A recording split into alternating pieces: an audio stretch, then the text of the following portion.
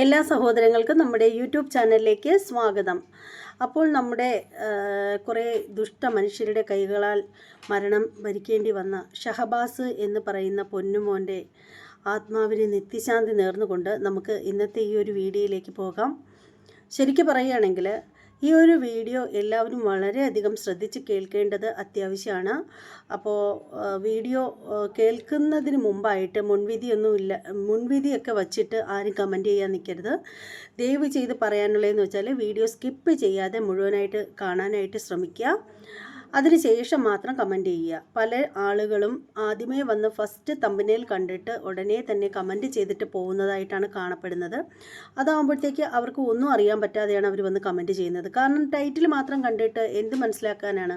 അപ്പോൾ അതുകൊണ്ട് തന്നെ പറയുകയാണ്, തമ്പനയിൽ കണ്ടിട്ട് കമൻറ്റ് ചെയ്യാൻ നിൽക്കാണ്ട് വീഡിയോ സ്കിപ്പ് ചെയ്യാതെ മുഴുവനായിട്ട് കണ്ടിട്ട് നിങ്ങൾ കമൻറ്റ് ചെയ്യുക. അപ്പോൾ ഈ ഒരു വോയിസ് ചാറ്റ് പുറത്ത് വന്നിട്ടുണ്ട്. അതായത് നമ്മുടെ ഷഹബാസ് അയച്ച വോയിസ് ചാറ്റാണ് പുറത്ത് വന്നിട്ടുള്ളത്. അപ്പോൾ അത് നമുക്ക് ആദ്യം അതൊന്ന് കേൾക്കാം കേട്ടോ.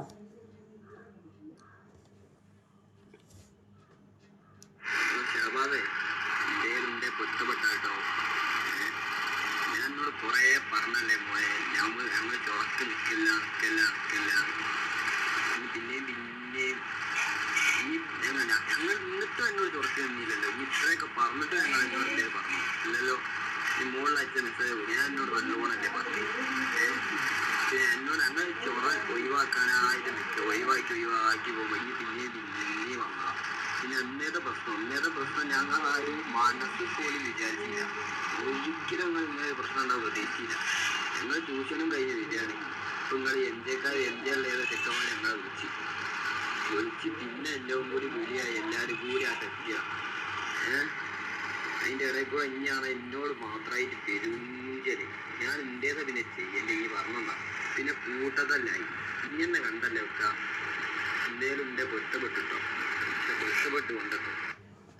ഇതില് അപ്പോൾ പറയാനുള്ളൊരു കാര്യമെന്ന് വെച്ചാൽ, ഇത്രയും ആ കുഞ്ഞിനെ ഉപദ്രവിച്ചതിന് ശേഷം എന്തേലും ഉണ്ടെങ്കിൽ പൊരുത്തപ്പെട്ടിക്കോ എന്ന് പറയുന്നതിൽ എന്താണ് അർത്ഥം? അപ്പോൾ എനിക്ക് തോന്നുന്നത് എന്താണെന്ന് വെച്ചാൽ, എന്തായാലും ഒരു വ്യക്തിയെ ഇത്രയധികം ഉപദ്രവിച്ചിട്ട് പുള്ളിക്കാരൻ്റെ കണ്ണ് വരെ അടിച്ച് നശിപ്പിക്കുന്ന ആ ഒരു സാഹചര്യത്തിൽ എത്തിയതിന് ശേഷം ഇതുപോലെ പൊരുത്തപ്പെടണം എന്നൊക്കെ പറഞ്ഞിട്ട് ഇവന്മാർ വോയിസ് ചാറ്റ് ഇറക്കിയത് എന്തിനെന്ന് വെച്ചാൽ, എനിക്ക് തോന്നുന്നത് എന്താണെന്ന് വെച്ചാൽ, അതായത് ഇത് ഇത്രയേറെ ഇവർ പ്ലാൻ ചെയ്തിട്ടാണ് ഈ പറയുന്ന നമ്മുടെ കുഞ്ഞു മോനെ ഇത്രയും മാരകമായിട്ട് ഉപദ്രവിച്ച് കൊലപ്പെടുത്തുന്നതിന് വേണ്ടിയിട്ട് ഇവന്മാരൊരു വാട്സപ്പ് കൂട്ടായ്മ തന്നെ രൂപീകരിച്ചു, ഇൻസ്റ്റാഗ്രാമിലായാലും. അപ്പോൾ ഇവർ എല്ലാവരും കൂടി ചേർന്നിട്ട് പ്ലാൻ ചെയ്തിട്ട് നെഞ്ചക്ക് പോലെയുള്ള ഉപകരണങ്ങളും എല്ലാം കൊണ്ടുവന്നിട്ടാണ് ഈ പൊന്നു മോനെ ഈ രീതിയിൽ ഉപദ്രവിച്ചത്. അതിൻ്റെ ഇതൊക്കെ നമ്മളെല്ലാവരും മനസ്സിലാക്കിയതാണ്, കണ്ടതാണ്, കേട്ടതാണ്. അപ്പോൾ അതിന് ശേഷം ഇങ്ങനെ ഫോൺ വിളിച്ചിട്ട് എന്തെങ്കിലും ഉണ്ടെങ്കിൽ പൊരുത്തപ്പെടണം എന്നൊക്കെയുള്ള രീതിയിൽ ഞങ്ങൾ ഇതുപോലെ ഒഴിഞ്ഞു മാറി പോയിട്ടും നീ പിന്നാലെ വന്നതാണ് എന്നൊക്കെയുള്ള രീതിയിൽ ഇവർ ഈ ഒരു വീഡിയോ ഈ ഒരു വോയിസ് കോള് ഈ പറയുന്ന ഷഹബാസിൻ്റെ ഫോണിലേക്ക് അയക്കുന്നതിൻ്റെ പിന്നിൽ ഇവരുടെ മാരകമായ ബുദ്ധി തന്നെയാണ് എന്നുള്ളൊരു കാര്യത്തിൽ യാതൊരു തർക്കവും വേണ്ട. കാരണം ഇത്രയേറെ എല്ലാം പ്ലാൻ ചെയ്ത് വെച്ചിട്ട് ഈ ഒരു പയ്യനെ കൊല്ലാൻ ശ്രമിക്കുന്ന ഇവർക്ക് ഇതിൽ നിന്നും രക്ഷപ്പെടുന്നതിന് വേണ്ടിയിട്ട് അവർക്കറിയാം, ഈ ഒരു വിഷയം വരുമ്പോൾ ഫോണ് ഒക്കെ ചെക്ക് ചെയ്യും എന്നുള്ള കാര്യത്തിൽ ഇവർക്ക് നല്ല ബോധമുണ്ട്. അങ്ങനെ ചെക്ക് ചെയ്യുമ്പോൾ ഇവർക്ക് മാനസാന്തരം വന്നു, അബദ്ധം പറ്റി മാനസാന്തരം വന്നു, അതുകൊണ്ട് അവർ പൊരുത്തപ്പെടണമെന്ന് പറഞ്ഞിട്ട് ക്ഷമ ചോദിച്ചു എന്നൊക്കെയുള്ള ആ ഒരു വാർത്ത വരുമ്പോഴത്തേക്ക്, ഇവർ ഇങ്ങനെ പറഞ്ഞതായിട്ടുള്ള ആ ഒരു വോയിസ് കോളൊക്കെ പുറത്ത് വരുമ്പോഴത്തേക്ക് നിയമത്തിൻ്റെ ഒരു സഹായം ഇവർക്ക് ലഭിക്കും. അല്ലെങ്കിൽ ഇവർക്ക് വേണ്ടി വാദിക്കുന്ന അഡ്വക്കേറ്റിന് പിടിച്ചു കയറാനൊരു കച്ചിത്തുരുമ്പ് എന്ന രീതിയിലായിരിക്കണം ഇവർ ഈ രീതിയിൽ ഒരു വോയിസ് കോൾ വിട്ടത് എന്ന് തന്നെയാണ് എൻ്റെ വിശ്വാസം. കാരണം ഇത്രയേറെ ചെയ്യാൻ കഴിയുന്ന, ഇത്രയ്ക്ക് ക്രിമിനൽ ബുദ്ധിയുള്ള കുട്ടികൾക്ക് എന്തായാലും ഇതിന് സാധിക്കും. ഒട്ടും ഒരു തരത്തിലുള്ള കൂസലുമില്ലാതെ, ഒരു തരത്തിലുള്ള മനോവിഷമവും കൂടാതെ ഇത്രയേറെ ആ ഒരു കുരുന്നിനെ ഈ രീതിയിൽ ഉപദ്രവിക്കാൻ ഇവന്മാർക്ക് പറ്റിയിട്ടുണ്ടെങ്കിൽ ഉറപ്പായിട്ടും ഇവന്മാരുടെ തലച്ചോറ് ഏത് രീതിയിലുള്ളതായിരിക്കും എന്നൊന്ന് ഓർത്തു നോക്കൂ. ഏത് രീതിയിലുള്ളതായിരിക്കും? ആദ്യം യുവമാരുടെ ഈ ഒരു വോയിസ് കോൾ പുറത്തായതിനു ശേഷം പല ചാനലുകാരും സപ്പോർട്ട് ചെയ്യുന്ന രീതിയിൽ പലരും, ഒരുപക്ഷെ ഇവർക്ക് അനുകൂലമായിട്ടുള്ള ആളുകളായിരിക്കാം, അവരുടെ ഭാഗത്തു നിന്നുള്ള ചാനൽസൊക്കെ ആയിരിക്കാം, വന്നിട്ട് പറയുന്നുണ്ടായിരുന്നു, പിന്നെ കുറ്റബോധം വന്നിട്ട് അല്ലെങ്കിൽ പൊരുത്തപ്പെടണം എന്നുള്ള രീതിയിൽ ആ കുട്ടിയിട്ട മെസ്സേജ് എന്നൊക്കെ പറഞ്ഞിട്ട് പലരും എടുത്ത് സംസാരിക്കുന്നത് നമ്മൾ കേട്ടതായിരുന്നു. അപ്പോൾ ശരിക്കും പറയുകയാണെങ്കിൽ ഇതൊക്കെ ഇവന്മാർക്കുള്ള, ഈ പന്നന്മാർക്കുള്ള ഒരു അടവ് മാത്രമാണ്. കാരണം അവന്മാർക്ക് ഏതെങ്കിലും തരത്തിലൊരു നിയമസഹായം കിട്ടുമെങ്കിൽ കിട്ടിക്കോട്ടെ എന്നുള്ള രീതിയിൽ ഇവരുടെ മാസ്റ്റർ പ്ലാൻ മാത്രമാണിത്. അപ്പോൾ ഇനി നമുക്ക് കേൾക്കാൻ പോകുന്നത് നമ്മുടെ ഷഹബാസ് എന്ന് പറയുന്ന, ഇന്ന് നമ്മെ എല്ലാവരെയും വിട്ട് ഈ ലോകത്തിൽ നിന്നും അപ്രത്യക്ഷമായ നമ്മുടെ പൊന്നുമോൻ്റെ ആ ഒരു വോയിസാണ് ഇനി നമ്മൾ കേൾക്കാനായിട്ട് പോകുന്നത്.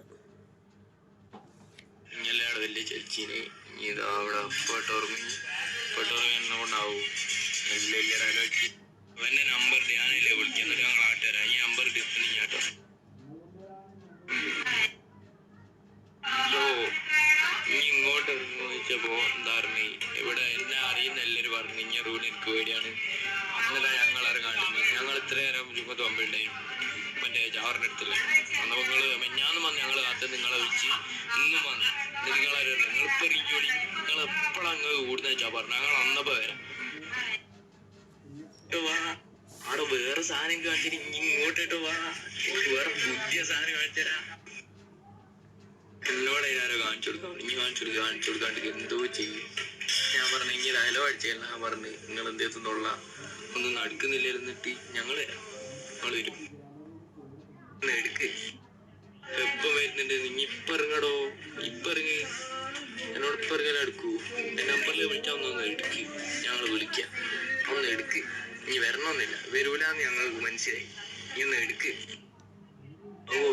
ഞങ്ങളെന്തോരാ ചാകത്ത് കഴിഞ്ഞ് ഇങ്ങനെ ഞങ്ങൾ ഇതാക്കാൻ ദാടിന്ന് എനിക്ക് പേടിയാണ്.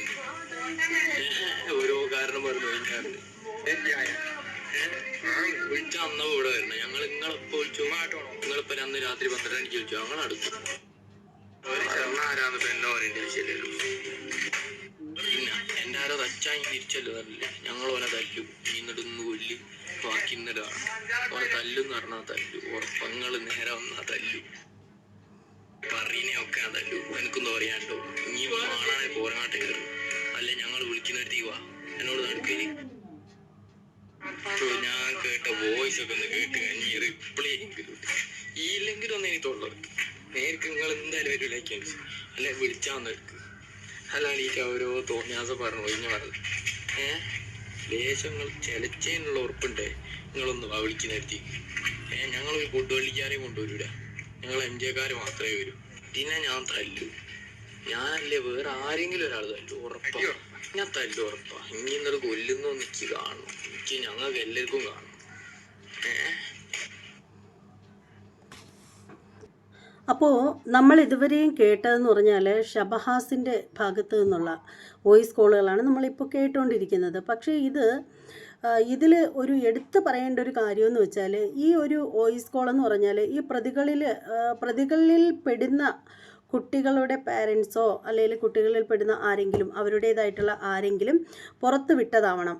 കാരണം എന്താണെന്ന് വെച്ചാൽ ഇത് ഇൻസ്റ്റാഗ്രാം വഴി വന്ന വോയിസ് കോളാണെന്നാണ് മനസ്സിലാക്കാൻ സാധിച്ചിരിക്കുന്നത്. എന്ത് തന്നെയാണെങ്കിലും ശരിക്കും ഈ പ്രതികളായിട്ടുള്ള കുട്ടികളുടെ വോയിസ് കോളൊന്നും ഇതിൽ പ്ലേ ആവുന്നില്ല, അത് കേൾക്കാൻ പറ്റുന്നില്ല. ഷഹബാസിൻ്റെ വോയിസ് കോൾ മാത്രമേ കേൾക്കാൻ പറ്റുന്നുള്ളൂ. അപ്പോൾ എനിക്ക് തോന്നുന്നത് ഏതെങ്കിലും രീതിയിൽ അവർ പ്ലേ ചെയ്യാതെ ആക്കി വച്ചിട്ടുള്ളതായിരിക്കണം. കാരണം എന്താണെന്ന് വെച്ചാൽ ഈ കുട്ടി ഷഹബാസ് പറയുന്നുണ്ട്, നീ എന്നെ കൊല്ലുന്നെങ്കിൽ കൊല്ലോ തിന്നോ ചെയ്യുമെന്നുള്ളത് ഒന്ന് കാണട്ടെ, ഒന്ന് കാണിച്ചു തരാം, നീയൊക്കെ ഒന്ന് കൊല്ലുന്നെങ്കിൽ ഒന്ന് കൊല്ലുന്നത് ഞാനൊന്ന് കാണിക്കട്ടെ എന്നൊക്കെയുള്ള രീതിയിലുള്ള സംസാരമൊക്കെ ഷഹബാസിൻ്റെ ഭാഗത്തുനിന്ന് വരുന്നുണ്ട്. നീ കൊല്ലുന്നെങ്കിൽ ഒന്ന് കൊല്ലൂ, അത് ഞാനൊന്ന് കാണട്ടെ എന്നൊക്കെയുള്ള രീതിയിൽ നിങ്ങൾ കേട്ടതാണല്ലോ അത്. അപ്പോൾ ഈ ഓപ്പോസിറ്റ് ഭാഗത്തു നിന്നുള്ള കുട്ടികളുടെ ഭാഗത്തു നിന്നും എന്തൊക്കെയോ മാരകമായ രീതിയിൽ ഇവനെ പ്രൊവോക്ക് ചെയ്യുന്ന രീതിയിലുള്ള സംഭാഷണങ്ങളൊക്കെ ഉണ്ടായിരിക്കാം. അതിവർ മറച്ച് വച്ചിട്ട് അത് ആ ഒരു വോയിസ് കോൾ നമുക്ക് കേൾക്കാൻ പറ്റുന്നില്ല. ആ ഒരു രീതിയിൽ അതേക്കുറിച്ചൊന്നും എനിക്ക് ആധികാരികമായിട്ട് പറയാനൊന്നും കഴിയില്ല, അറിയില്ല. അപ്പോൾ എന്തായാലും ഇവരുടെ കുട്ടികളെ, ഈ പ്രതികളായിട്ടുള്ള കുട്ടികളുടെ വോയിസ് കോളൊന്നും നമുക്ക് കേൾക്കാൻ പറ്റുന്നില്ല. അത് കേൾക്കാൻ പറ്റാത്ത രീതിയിലാക്കിയിട്ട് ഇപ്പോൾ ഷഹബാസിൻ്റെ വോയിസ് കോൾ മാത്രമേ നമുക്ക് അത് കേൾക്കാൻ പറ്റുന്നുള്ളൂ. അതിനകത്ത് പറയുന്നതാണ് ഇത്തരത്തിലുള്ള കാര്യങ്ങൾ. അപ്പോൾ ഷഹബാസ് ഈ രീതിയിൽ മറുപടി കൊടുക്കണം എന്നുണ്ടെങ്കിൽ തീർച്ചയായും ഓപ്പോസിറ്റ് ഭാഗത്ത് നിൽക്കുന്ന കുട്ടികൾ അവനെ പ്രൊവോക്ക് ചെയ്യുന്ന രീതിയിൽ നന്നായിട്ട് സംസാരിച്ചിട്ടുണ്ടാവണം. അതുകൊണ്ടാവണം. എന്ത് തന്നെയാണെങ്കിലും ഈ ഒരു രീതിക്ക് മാറ്റം വന്നേ മതിയാവൂ. അതിന് വേണ്ടിയിട്ട് നമ്മൾ പാരൻസിന് ചെയ്യാൻ പറ്റുന്ന ഏറ്റവും നല്ല കാര്യമെന്ന് വെച്ചാൽ ഈ കുട്ടികളുടെ മേലെ നമുക്കൊരു കണ്ണുണ്ടാവണം. പലരും കുട്ടികൾ കേൾക്കെ പറയുന്നത് ഞാൻ കേട്ടിട്ടുള്ളൊരു കാര്യമാണ്, ഇത്രയും ഈ ഒരു കാലഘട്ടത്തിലെ കുട്ടികളെയൊന്നും നമുക്ക് നിയന്ത്രിക്കാനൊന്നും പറ്റില്ല. അവർ അടിച്ച വഴി തെളിക്കാൻ പറ്റിയില്ലെങ്കിൽ പോയ വഴി അങ്ങനെ ഏതാണ്ടൊരു പഴഞ്ചൊല്ലുണ്ടല്ലോ. അപ്പോൾ ആ ഒരു പഴഞ്ചൊല്ലെ പറഞ്ഞിട്ട് പലരും സംസാരിക്കുന്ന കേൾക്കാം. എന്നിട്ട് പലരും പറയുന്ന കേൾക്കാം, കേട്ടിട്ടുള്ളതാട്ടോ. നമ്മളെ ഇന്നും കാലഘട്ടത്തിലുള്ള കുട്ടികളല്ല ഇപ്പോഴത്തെ കുട്ടികൾ. അവരെ ഇന്നും നമുക്ക് നിയന്ത്രിക്കാൻ പറ്റില്ല. നമുക്ക് അവർ പറയുന്ന കേട്ട് ജീവിക്കാനേ പറ്റുള്ളൂ ഈ കുട്ടികളുടെ മുന്നിൽ വെച്ചിട്ട് പല പാരൻസും പറയുന്നത് കേൾക്കാറുണ്ട്. അപ്പോൾ അങ്ങനെ പറയുമ്പോൾ തന്നെ ഇത് കേൾക്കുന്ന കുട്ടികളുടെ മൈൻഡിൽ എന്താ വരുന്നത് ഒന്ന് ഓർത്ത് നോക്കൂ. മുമ്പൊക്കെയുള്ള പാരൻസൊക്കെ ആണെങ്കിൽ പുറത്ത് പോയിട്ട് ഒരു 5 മിനിറ്റ് വരാൻ ലേറ്റായി കഴിഞ്ഞാൽ അപ്പോഴേ ചൂരലെടുക്കുമായിരുന്നു, കമ്പെടുക്കുമായിരുന്നു, വടിയെടുത്തിട്ട് അപ്പോഴേ ചോദിക്കുമായിരുന്നു, എവിടെ ആയിരുന്നു ഇത്രയും നേരം എന്ന് പറഞ്ഞിട്ട് ചോദിക്കുമായിരുന്നു. അമ്മയുടെ ഭാഗത്തു നിന്നാണെങ്കിൽ സ്നേഹത്തിൽ പൊതിഞ്ഞ ചെവിക്ക് പിടിക്കുന്ന ഒരു പരിപാടി ഉണ്ടായിരുന്നു മുമ്പൊക്കെ. ആ ഒരു ചെവിക്ക് പിടിയിൽ സ്നേഹമുണ്ട്. ആ സ്നേഹത്തിൽ പൊതിഞ്ഞ വേദന കുഞ്ഞിന് കൊടുക്കുന്നുണ്ട്. കാരണം തെറ്റ് ചെയ്യുന്നതിനുള്ള ശിക്ഷയാണ് ഈ ചെവിയിൽ കിഴുക്കുന്ന ഒരു പരിപാടി, കക്ഷത്ത് കിഴുക്കുന്ന ഒരു പരിപാടി. പക്ഷേ ഇപ്പോൾ അതൊന്നുമില്ല. ഇതിനൊക്കെ കാരണമെന്ന് പറഞ്ഞാൽ ഞാൻ നമ്മുടെ ഗവൺമെൻറ്റിനെ കൂടി ഒരു ചെറിയൊരു ഭാഗത്തെങ്കിലും നമ്മുടെ ഗവൺമെൻറ്റിൻ്റെ ഭാഗത്തു നിന്നൊരു മിസ്റ്റേക്ക് ഉണ്ട്. കാരണം എന്താണെന്ന് വെച്ചാൽ പാരൻസിന് കുട്ടികളെ തല്ലിക്കൂടാ, മനോവിഷമപ്പെടുത്തുന്ന രീതിയിൽ ചോദ്യം ചെയ്തുകൂടാ. അതുപോലെ സ്കൂളിൽ അധ്യാപകർക്ക് കുട്ടികളെ തല്ലിക്കൂടാ. ഇത്തരത്തിലുള്ള ഓരോരോ നിയമങ്ങളും കുരുക്കുകളും കൊണ്ടുവച്ചത് കാരണമാണ് ഈ കുട്ടികൾ എന്ത് ചെയ്താലും വീട്ടുകാർക്ക് പോലും ചോദിക്കാൻ പറ്റാത്തൊരവസ്ഥ, അധ്യാപകർക്ക് ചോദ്യം ചെയ്യാൻ പറ്റാത്തൊരവസ്ഥ. ഈ ഒരു അവസ്ഥയൊക്കെ കൊണ്ടുവച്ചത് ഇത്തരത്തിലുള്ള കുരുക്കുകൾ തന്നെയാണ്. ഇനി പറഞ്ഞിട്ട് കാര്യമുണ്ടോ? ആദ്യം ഓർക്കേണ്ടത് ഇത്തരത്തിലുള്ള നിയമങ്ങളൊക്കെ കൊണ്ടുവച്ചതിന് ശേഷവും ആത്മഹത്യകൾ നടക്കുന്നില്ലേ? കുഞ്ഞുങ്ങൾക്ക് മനോവിഷമത്തിൽ അവർ ആത്മഹത്യ ചെയ്യും എന്നാണ് കരുതിയിട്ടാണല്ലോ ഇങ്ങനെയുള്ള കാര്യങ്ങളൊക്കെ വരുത്തി വെച്ചത്. അല്ലെങ്കിൽ കുഞ്ഞുങ്ങൾക്ക് ഡിപ്രഷൻ വരും, കുഞ്ഞുങ്ങൾക്ക് മനപ്രയാസം ഉണ്ടാവും, അവർ ചിലപ്പോൾ സൂയിസൈഡ് ചെയ്യും എന്നൊക്കെയുള്ള ആ ഒരു കാര്യങ്ങൾ വെച്ചിട്ടാണല്ലോ ഇങ്ങനെയൊക്കെയുള്ള വിഡ്ഢിത്തരങ്ങളൊക്കെ മുന്നിൽ കൊണ്ടുവച്ചത്. ശരിക്കും ഇതൊക്കെ കൊണ്ടുവച്ചതിന് ശേഷവും ഇങ്ങനെയൊന്നും ഉണ്ടാവുന്നില്ലേ? കുഞ്ഞുങ്ങൾ ആരും ആത്മഹത്യ ചെയ്യുന്നില്ലേ? നാട് വിട്ട് പോകുന്നില്ലേ? അതുകൊണ്ടിപ്പോൾ എന്താ സംഭവിച്ചത്? ആണിനെയും പെണ്ണിനെയും ഒന്നും വീട്ടുകാർക്ക് നിയന്ത്രിക്കാൻ പറ്റാത്തൊരു സാഹചര്യം വന്നു. അതിൻ്റെ മേലിപ്പോൾ എന്താ സംഭവിച്ചത്? പെൺകുട്ടികൾ പോലും സ്വതന്ത്രരായിട്ട് നടക്കാൻ വീട്ടുകാർ അനുവദിക്കാത്തത് കൊണ്ട് നാട് വിട്ട് പോകുന്ന അവസ്ഥയിലേക്ക് വന്നു. ബോംബെയിലും മദ്രാസിലേക്കും അവിടേക്കും ഇവിടേക്കും പെൺപിള്ളേർക്ക് എവിടെയാണോ പോകാൻ തോന്നുന്നത് ഒരു കൂസലും കൂടാതെ അവർ ജനിച്ചിട്ട് ഇന്ന് വരെ കണ്ടിട്ടില്ലാത്ത സ്ഥലങ്ങളിലേക്കൊക്കെ അവർ നാട് വിട്ട് പോകുന്ന സാഹചര്യം വന്നു. എന്തുകൊണ്ടാണ്? പാരൻസിന് ചോദ്യം ചെയ്യാനുള്ള അവകാശമില്ല, തല്ലാനുള്ള അവകാശമില്ല, എന്നാൽ അധ്യാപകർക്കും ഇല്ല. പിന്നെ ആർക്കാണുള്ളത്? തോന്നിവാസിയായിട്ട് നടക്കാനുള്ള സകലമാന അനുവാദവും സർക്കാർ തന്നെ ഈ പിള്ളേർക്ക് അത്രയും വിട്ടുകൊടുത്തത്. കൊറോണയുടെ സമയം വന്നപ്പോഴത്തേക്ക് ഒരു വർഷം പഠിത്തം ഒന്ന് ഓഫാക്കി വെച്ചിരുന്നെങ്കിൽ, ആ ഒരു വർഷം പരീക്ഷയും പഠിത്തവും ഒന്നും വേണ്ട എന്ന് വെച്ചിരുന്നെങ്കിൽ ഒരു പ്രശ്നം ഉണ്ടാവില്ലായിരുന്നു. ആ സമയത്ത് കുറേ മൊബൈൽ ഫോൺ ഇറക്കുമതി ചെയ്തു. എന്നിട്ട് എന്താ ഉണ്ടായത്? എല്ലാ കുട്ടികൾക്കും കൊച്ചു തൊട്ട് വലുതിന് വരെ മൊബൈലായി. മൊബൈല്, നെറ്റ്, എല്ലാ സൗകര്യങ്ങളുമായി. ഇപ്പോൾ അതുകൊണ്ട് എന്താ ഉണ്ടായത്? പിള്ളേർ മുഴുവനും അല്ലെങ്കിലും 100 കുട്ടികളെടുത്താൽ അതിൽ 90% കുട്ടികളെങ്കിലും മൊബൈൽ ഫോണിന് അടിമയായി മാറുന്നൊരു പ്രവൃത്തിയാണ് വന്നിരിക്കുന്നത്. മൊബൈൽ ഫോൺ കയ്യിൽ നിന്ന് വെക്കാതെയുള്ള പിള്ളേരാണ് ഇപ്പോഴുള്ള അത്രയും. ഗെയിമിന് അഡിക്റ്റ് ആയിക്കൊണ്ടിരിക്കുന്നു, മൊബൈൽ ഫോണിന് അഡിക്റ്റ് ആയിക്കൊണ്ടിരിക്കുന്നു ഓരോ നിമിഷവും. ഇതിനെ ചോദ്യം ചെയ്യാൻ വീട്ടുകാർക്കും ആർക്കും പറ്റുന്നില്ല. കുഞ്ഞു പ്രായത്തിൽ തന്നെ ലൈംഗികതയ്ക്ക് പോലും അടിമയാകുന്ന ഒരു അവസ്ഥയിലേക്ക് പോയിരിക്കുന്നു കുട്ടികൾ. അനാവശ്യമായിട്ടുള്ള ചാറ്റിങ്ങുകളിലും ചീറ്റിങ്ങുകളിലും പെട്ട് ജീവിതം നശിച്ചു പോകുന്നു. മെമ്പർഷിപ്പ് അമ്മച്ചിമാരുടെ ലൈവിൻ്റെ കാഴ്ചക്കാരായിട്ട് കുട്ടികളും മാറുന്നു. ഈ ഒരു അവസ്ഥയിലേക്കൊക്കെ പോകാനുള്ള കാരണം ആരാണ്? സർക്കാർ തന്നെയാണ്. ആ 1-2 വർഷം കുട്ടികൾ പഠിച്ചില്ലെന്നും പറഞ്ഞ് പ്രത്യേകിച്ച് ഒന്നും സംഭവിക്കില്ല അവർക്ക്. അതുകൊണ്ട് ഒരു മനുഷ്യ ആയുസ്സിൽ അവരെ ഒന്നും തിരുത്താൻ പറ്റാത്ത രീതിയിൽ അവരധപ്പതിച്ചു പോയി. ഇനി എന്തെങ്കിലും ചെയ്യാൻ പറ്റുമോ? നശിച്ചു പോയതിനെയൊക്കെ തിരിച്ചു പിടിക്കാൻ പറ്റുമോ? തെറ്റ് ചെയ്യുന്നവരെ പോലും ന്യായമായി ശിക്ഷിക്കാൻ സാധിക്കുന്നില്ല. അവർക്ക് പോലും ബിരിയാണിയും ബീഫും അതുപോലെ പായസവും വെച്ച് ചോറ് കൊടുക്കുന്ന സംവിധാനമാണ് ഇവിടെ കേരളത്തിലുണ്ടായിരിക്കുന്നത്.